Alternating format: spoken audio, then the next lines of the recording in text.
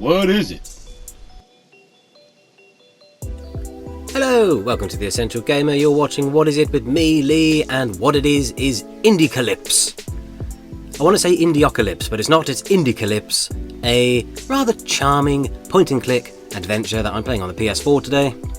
And it's presented in a wonderful art style. I want to talk about the art style first. It's something that reminds me of like a Cartoon Network cartoon or like Gravity Falls or something along those lines. It's wonderfully animated in a very pleasant style, in a story where you are a young budding games developer, I'll say, who's going to school, coding school. He's going to get all of his grades and stuff, and I say it's a point and click, so all of the typical stuff of walking around, pressing buttons on things, finding items to go and do next missions, that sort of thing, but presented in this, as I say, beautiful art style. So the game itself has a lot of references in it, has a lot of sort of pop culture jabs and jibes, that sort of thing, and it's definitely got some adult humour, I'm going to say. It's probably not for kids.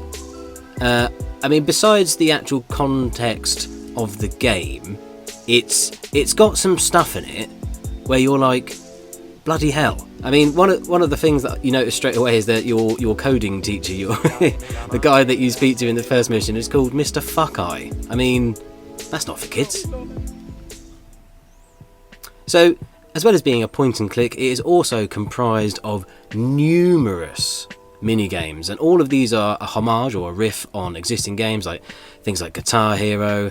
There was that the Cat Runner game, like literally anything that you can think of from gaming past has been aped in some way, whether it be a beat 'em up or a mobile game or a big AAA release or a popular indie game.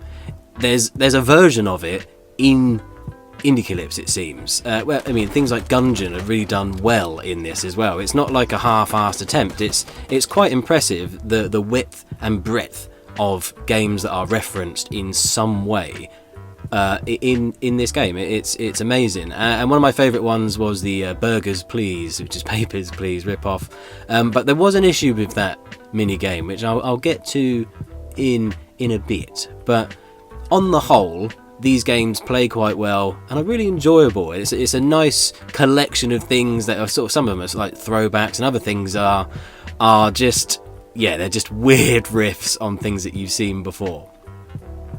But there's also a quick time event every now and then, and this is a story of a young man growing up, finding his way in the world, going to school, getting drugged, murdering people, all the usual kid stuff. So, funny, I found some bugs in a game about coding games. So, as I mentioned before, the Papers, Please game just broke on me while recording this. It broke over and over again to the point where I can't get past it and I may have to restart.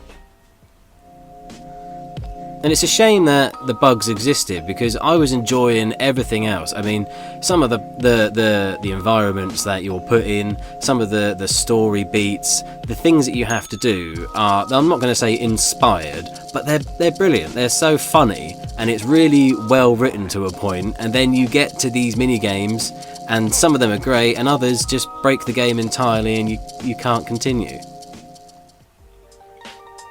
So Indiecalypse is a good game. I really hope that the sort of game-ending glitches can be erased from this. As I say, it's a game about a young man learning to code games, and this game is broken in a way, which is a shame, because for the rest of the part, I was really enjoying it. So as always, if you've enjoyed this video, it's any use to you, please do like and subscribe, and if it wasn't, tell me why. I will upload my code and it will inevitably crash on me because I break games. Goodbye.